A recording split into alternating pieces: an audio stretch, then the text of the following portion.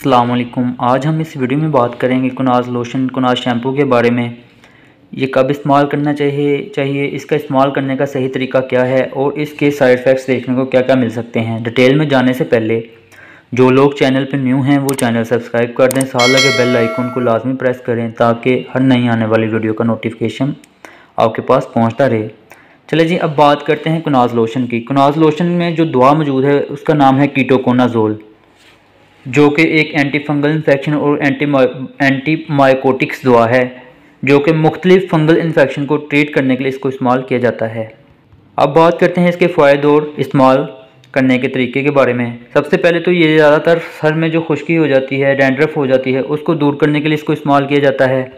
और अक्सर सर्दियों के मौसम में लोगों के सर में सिकड़ी हो जाती है, दाढ़ी के अंदर सिकड़ी हो जाती है, और इस सिकड़ी को, डैंड्रफ को ख़त्म करने के लिए इसको इस्तेमाल किया जाता है, क्योंकि डैंड्रफ सिकड़ी जो है वो भी एक फंगल इन्फेक्शन है। और इसके अलावा आपके सर के अंदर या दाढ़ी के अंदर रेडनेस हो जाती है। ज़्यादातर ये डैंड्रफ सिकड़ी की वजह से इस तरह की फंगल इन्फेक्शन देखने को मिलती है। रेडनेस होने की वजह से आपके सर में या दाढ़ी के अंदर ख़ारिश बहुत ज़्यादा होती है, इचिंग होती है।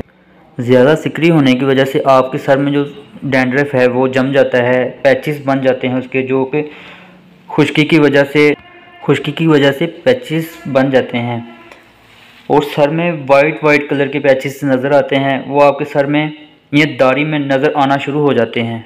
और इसके अलावा आपके सर में दाने बन जाते हैं, या खुश्की की वजह से कोई नीचे ज़ख़म बन जाता है, या ख़ारिश करने की वजह से सर में ज़ख़म बन जाते हैं। अक्सर सर्दियों में ये देखने को मिलता है, तो आप इस शैम्पू का इस्तेमाल कर सकते हैं।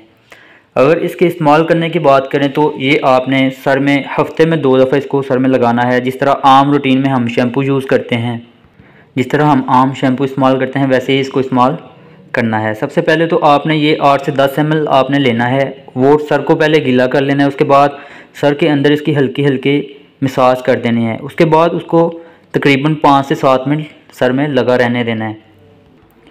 फिर आपने सर को धो लेना है।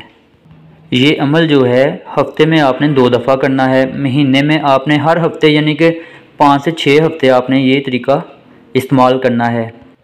और ये इस्तेमाल करने की वजह से आपके सर से डैंड्रफ, खुश्की ख़त्म हो जाएगी, सिकड़ी ख़त्म हो जाएगी, और जो फंगल इन्फेक्शन हो जाता है, सर में ज़ख़म हो जाते हैं, वो भी ठीक हो जाएंगे। और अगर इसके साइड इफ़ेक्ट्स की बात करें तो जिन लोगों को कीटोकोनाज़ोल से एलर्जी है वो लोग इसका इस्तेमाल ना करें, क्योंकि ये इस्तेमाल करने से कुछ लोगों को एलर्जी स्टार्ट हो जाती है। ज़्यादातर इसके इतने साइड इफ़ेक्ट्स देखने को नहीं मिलते, तो यही साइड इफ़ेक्ट्स हैं। कई लोगों को बस सर में इचिंग स्टार्ट हो सकती है या कोई इस तरह का मसला हो सकता है। उम्मीद करता हूँ वीडियो पसंद आई होगी। वीडियो अगर पसंद आया करें लाइक शेयर लाजमी किया करें। मिलते हैं अगली वीडियो में, तब तक